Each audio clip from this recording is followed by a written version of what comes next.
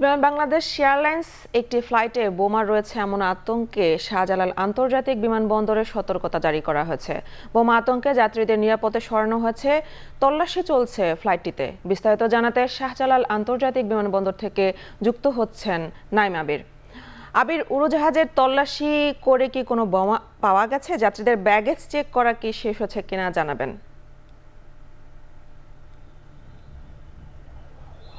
যাত্রীদের baggage check করা একেবারে শেষ পর্যায়ে রয়েছে এবং এখনো পর্যন্ত কোনো ধরনের বোমা বা বোমা সদৃশ কোনো কিছু পাওয়া যায়নি এবং ধারণা করা হচ্ছে যে আসলেই বোমা বা বোমা সদৃশ কোনো কিছু পাওয়া যাবে না, কারণ যেহেতু একেবারেই শেষ পর্যায়ে রয়েছে এবং বিমানটিকে থার্ড টার্মিনালের যে অ্যাপ্রন এলাকা সেখানে গিয়ে রাখা হয়েছে এবং একেবারে বিমানটিকে নিরাপদ ঘোষণা না করা পর্যন্ত যাত্রীদের ইমিগ্রেশন শেষ করে যাত্রীদের আসলে লাগেজ এবং ব্যাগেজ যেগুলো রয়েছে সেগুলো ফেরত দেওয়া যেহেতু হবে না, সুতরাং যাত্রীরা এখনো পর্যন্ত টার্মিনাল ভবনে অপেক্ষা করছে এবং নিরাপদে অপেক্ষা করছে। সুতরাং কিছুক্ষণের মধ্যেই আমরা আসলে বিমানবন্দর কর্তৃপক্ষের একটি গণমাধ্যমে ব্রিফিং করবার কথা রয়েছে, সেখানে তারা আসলে ঘটনার বিস্তারিত জানাবেন। তবে এখনো পর্যন্ত আমাদের কাছে যে তথ্য, প্রায় 6 ঘন্টা ধরে এখানে তল্লাশি চালানো হয়েছে এবং এই 6 ঘন্টায় কোনো রকমের বোমা বা বোমা সদৃশ কোনো কিছু আসলে পাওয়া যায়নি এবং এটি আসলেই একেবারে তল্লাশি শেষ পর্যায়ে রয়েছে। বিমানটিকে তল্লাশি করা হয়েছে, বিমানে কোনো কিছু পাওয়া যায়নি। এই পর্যায়ে যাত্রীদের যে ব্যাগেজ, সেই ব্যাগেজের তল্লাশি চলছে এবং সেটিও প্রায় শেষ পর্যায়ে রয়েছে এবং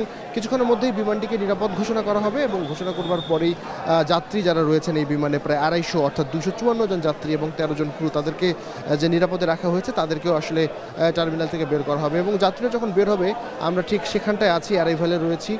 নিশ্চয়ই যাত্রীদের সাথে আমরা কথা বলবো, কি ঘটেছিল বিস্তারিত জানতে পারবো এবং এরপরে পুরো ঘটনাটির বিবরণ বা বিস্তারিত গণমাধ্যমে ব্রিফ করা হবে।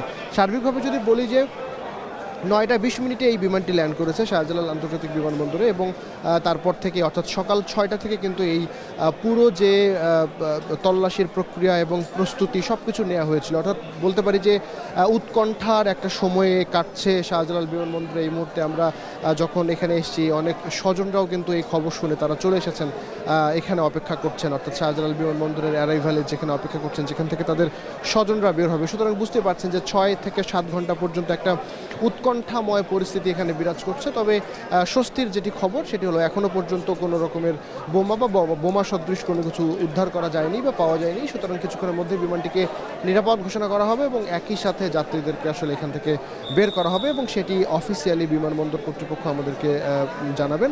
এছাড়াও একটু বলে রাখতে চাই যে 13 জন ক্রু এখানে ছিলেন, তারাও নিরাপদে রয়েছেন।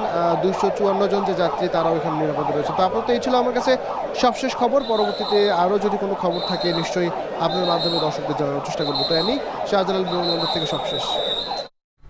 শাহজালাল আন্তর্জাতিক বিমানবন্দর থেকে যুক্ত ছিলেন সহকর্মী নাইম আবির।